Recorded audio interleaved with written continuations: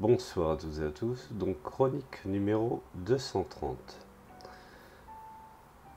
Alors dans cette chronique, je vais essayer de réfléchir à la lumière des informations que je possède sur ce qu'il s'est passé en Haïti. Quels sont les faits connus? Et je dirais même dans quel contexte a été donné l'assassinat de Jovenel Moïse. Qui plus est, quelles sont les hypothèses et les pistes d'action possibles? Existe-t-il une possibilité de normalisation démocratique et d'une intervention internationale? Et qui sont finalement, au fond, les gagnants de cette authentique politique fluviale en difficulté? Et surtout, à qui profite le crime? Alors, quelques jours après l'assassinat du président d'Haïti, Jovenel Moïse, la chose est devenue publique. Et ce dont nous sommes sûrs est en effet peu de choses. Un communiqué officiel laconique signé par Claude Joseph et de conférences de presse tout aussi laconiques tenues en créole ne sont guère toutes les informations de sources officielles dont nous disposons, sans avoir encore de preuves disponibles qui valident ou réfutent la version étatique. On peut en tout cas pas résumer comme il suit. Moïse et son épouse, la première dame, ont été agressés par un groupe de commandos à leur domicile. Donc certains étaient de nationalité colombienne et américaine. Alors, les assaillants ont contourné la sécurité présidentielle en se présentant comme des agents de la DEA. Vous savez, les agents qui luttent contre la drogue. Pour ceux qui l'ignorent, ce qu'est la DEA. La DEA a souvent magouillé avec la CIA et avec certaines dictatures d'Amérique du Sud. Alors, ça c'est c'est une autre histoire. Alors ils sont entrés en parlant en anglais et en portugais. Le premier président est décédé sur le coup, alors que la situation de la première dame soignée en urgence dans l'hôpital de Miami est toujours indéterminée.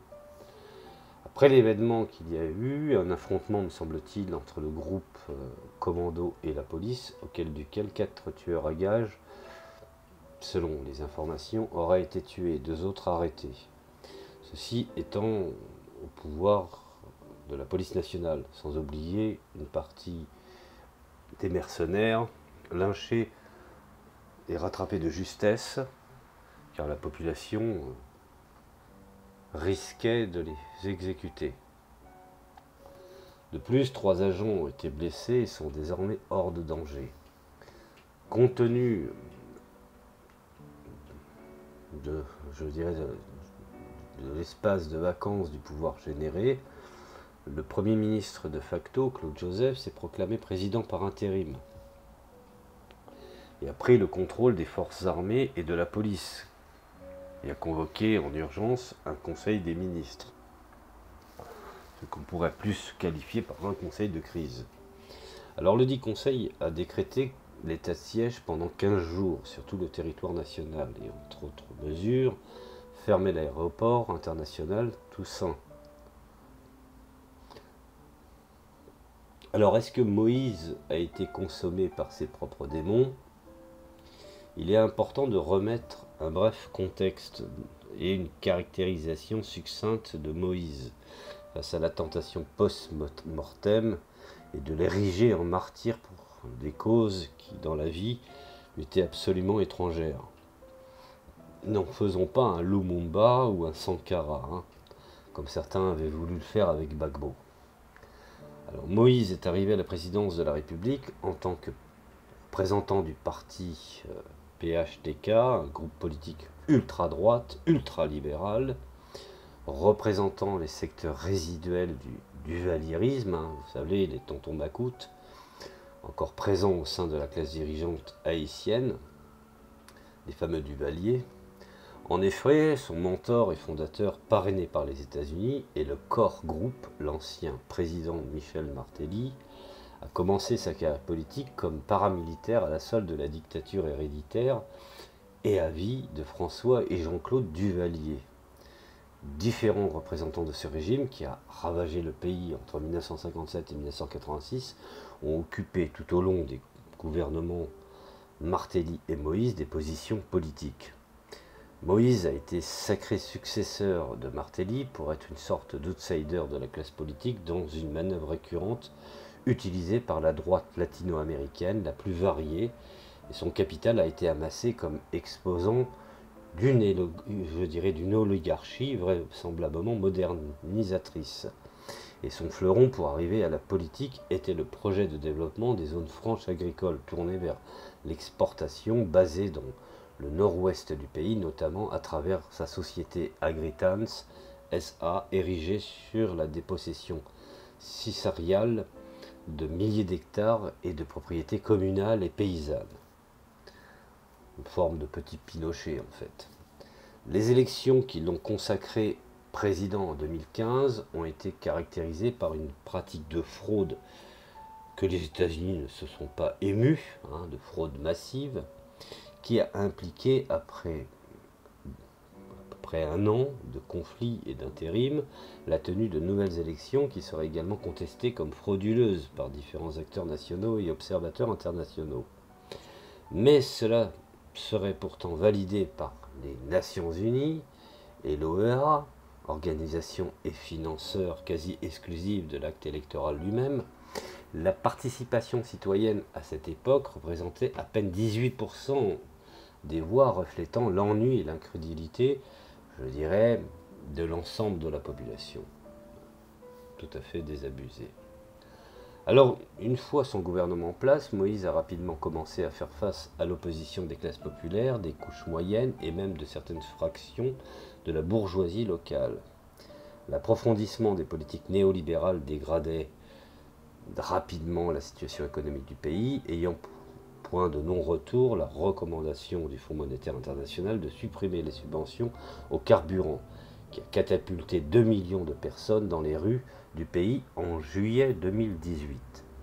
À cela, bien entendu, s'ajoute un détournement de plusieurs millions de dollars de fonds publics, équivalent à au moins un quart du PIB, du produit intérieur brut national, selon les enquêtes du Sénat et de la Cour supérieure des comptes. Moïse lui-même, ses entreprises et une dizaine de ses plus hauts responsables seraient mis en cause dans l'événement. Face à ce processus de remobilisation populaire qui a commencé à exiger sa démission, modification illégale de la Constitution actuelle, et à partir du 7 février, la permanence au pouvoir, une fois son mandat constitutionnel expiré. Ces dernières années, les preuves de la collusion de Moïse et du PHTK avec le crime organisé et les bandes armées se sont multipliées selon les enquêtes et plaintes d'organisations de défense des droits humains, telles que le Réseau national de défense des droits humains d'Haïti, RNDDH, et la fondation Djekleré. Des gangs qui, convient de souligner, ont connu une croissance exponentielle, coïncidant avec le cycle de remobilisation populaire, dans ce que nous avons analysé comme une sorte de solution paramilitaire aux problèmes posés par l'implantation dans une zone aussi stratégique que le bassin des Caraïbes. En fait, l'une des premières hypothèses qui a circulé à profusion dans tout le pays était que un de ces groupes entraînés et armés, financés contre le pouvoir politique lui-même et qui a acquis, autonomie et capacité opérationnelle, aurait pu venir dévorer un de ses parents. Alors, au niveau international, mais en particulier depuis 2019, Moïse renforçait ses liens avec les États-Unis et l'administration Trump, devenant ainsi un lobbyiste des intérêts nord-américains au sein des organisations régionales telles que l'OEA, reconnaissant l'autoproclamé Juan Guaido, vous savez, c'est le candidat américain pour le Venezuela, comme président en charge du Venezuela, abandonnant la plateforme énergétique Petro-Caribe, torpillant les espaces d'intégration régionale tels que la CARICOM et exprimant son soutien, sa sympathie à divers régimes néolibéraux et paramilitaires sur le continent, tels que Jair Bolsonaro. Cela lui donnait une sorte de carte d'immunité en garantissant, je dirais, son blindage international. Alors cela fait plusieurs mois que le cycle de remobilisation a commencé à s'essouffler, principalement en raison de l'efficacité du combo explosif des bandes armées, des massacres, 13 au cours des 3 dernières années, de la politique d'enlèvement, du trafic d'armes au quartier, plus de 500 000 en circulation, les affrontements entre groupes armés rivaux et déplacés, plus de 17 000 le mois dernier, ainsi les assassinats sélectifs, le 30 juin, 19 personnes ont été tuées à Port-au-Prince, dont une journaliste et une militante féministe de l'opposition. Alors, bien sûr, si on analyse quelque temps le recours possible à 2 voies alternatives pour régler la crise haïtienne par le haut, qui s'explique par le bas, par l'incapacité de l'État et de la classe politique à générer le moindre consensus social autour de l'un des projets sociaux les plus inégaux et injustes de la planète, dont on pourrait abonder, sans abonder, ici en figure d'horreur. Alors ce sont les 2 stratégies utilisées par l'oligarchie haïtienne, la bourgeoisie importatrice et leurs partenaires transnationaux, depuis au moins le siècle dernier, le recours à des dictatures nationales et des familles compradors, quelle que soit la nature militaire comme celle du général Raoul Cedras, ou d'un groupe paramilitaire, type comme celui du clan Duvalier, ou le recours aux occupations internationales. Ils ont envahi le pays entre 2004 et 2009 et à travers MINUSTA et MINUJUSTA. Alors, depuis 2018 et 2019, divers déplacements publics et clandestins d'autorités étatiques et de partisans même politiques de l'opposition conservatrice se sont, je dirais, assidûment effectués aux États-Unis pour négocier alternativement, je dirais, le soutien de certaines de ces solutions, une sorte de stratégie, thérapie du choc, celle qui implique invariablement la compétition technique, politique et économique d'armement nord-américaine. Les éléments catalyseurs de la crise sont accélérés avec l'arrivée au pouvoir du Parti démocrate, puisque certaines de ces factions internes ont commencé à faire pression pour une sorte de pseudo-normalisation institutionnelle dans le pays de leurs alliés fidèles mais inconfortables. Ceci étant donné la difficulté d'expliquer à ces secteurs les plus progressifs pourquoi le soutien d'un gouvernement qui n'a pas organisé d'élection, celui régi par décret et a été, je dirais, maintenu. D'où la proposition d'un calendrier électoral marathon dont la contrainte se heurtait à mesure que la date de sa concrétisation approchait à la preuve irrévocable que Moïse était incapable de garantir les conditions minimales de sécurité, de paix, de concorde pour mener à bien un certain type d'élection, qui pourrait facilement ouvrir la boîte de Pandore, le cycle de la mobilisation populaire et remettre des millions de personnes dans la rue.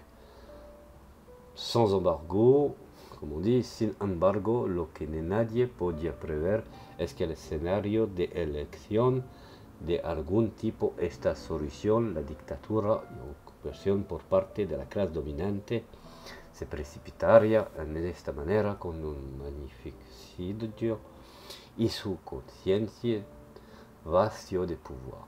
Voilà, en fait, c'est la solution et la dictature par l'occupation des classes dominantes, et c'est la seule manière magnifique de pouvoir garantir le pouvoir.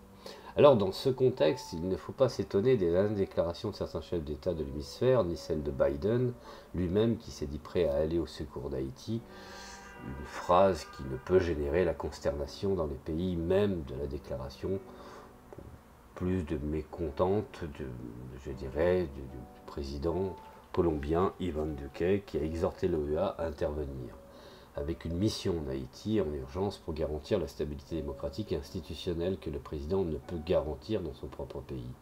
Ainsi s'explique toute la rencontre précoce de Claude Joseph avec le groupe Corps Organe Ad Hoc qui regroupe l'OEA, l'ONU, l'Union Européenne et les ambassades des États-Unis, bref l'OTAN, du Canada au Brésil, et plusieurs nations européennes, c'est-à-dire tous les acteurs ayant des intérêts publics, politiques, économiques et géostratégiques dans le pays.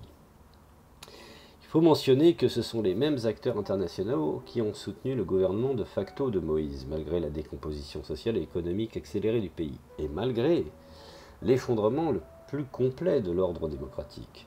Les mêmes inducteurs de chaos organisés dans cette authentique politique de fleuve agité sont ceux qui cherchent désormais à régler la crise de manière prétorienne et se présentent comme les garants de l'ordre de la démocratie.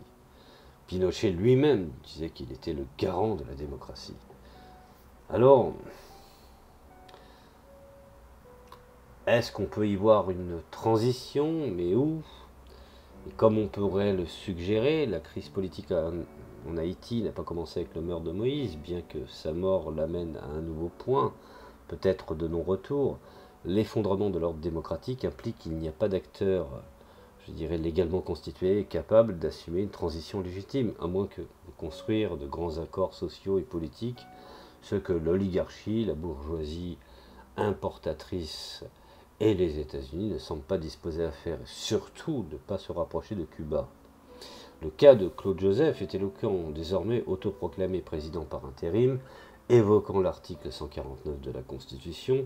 Il faut mentionner qu'il s'agit d'un Premier ministre de facto, élu je dirais d'une façon unilatérale, par Moïse, non ratifié comme l'exige la Magna Carta, par un Parlement qui en fait n'existe absolument pas, à l'image un peu comme le nôtre. Et c'est même un ancien Premier ministre de facto, étant donné quelques jours avant sa mort, Moïse avait nommé un successeur à Joseph, l'avocat Ariel Henry, aujourd'hui pratiquement écarté de la scène publique. La personne qui pouvait assumer une succession légale était président de la Cour de cassation, René Sylvestre.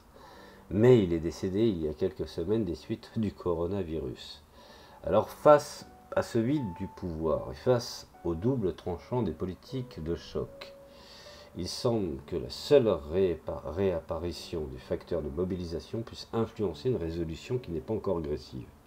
Les forces nationales populaires et démocratiques ont gagné en capacité d'articulation, elles ont généré des espaces unitaires comme le Front patriotique populaire, elles ont développé des programmes et des tentatives d'action, mais elles sont encore, je dirais, d'une façon organisationnelle assez faibles. Et leur capacité d'influence est rare sans la présence des personnes dans les rues. Alors seule sa réapparition et la construction de quelque chose comme une barrière de visibilité et de solidarité avec Haïti peuvent empêcher le pays d'être à nouveau écrasé par une longue dictature militaire ou par une tragique occupation internationale comme il s'est passé depuis des décennies. Voilà. Bon, bref, en fait, nous constatons que Haïti a été victime également d'une thérapie de choc. Et Moïse n'est que finalement un agent de cette thérapie. Voilà, je vous remercie et je vous dis à la prochaine chronique.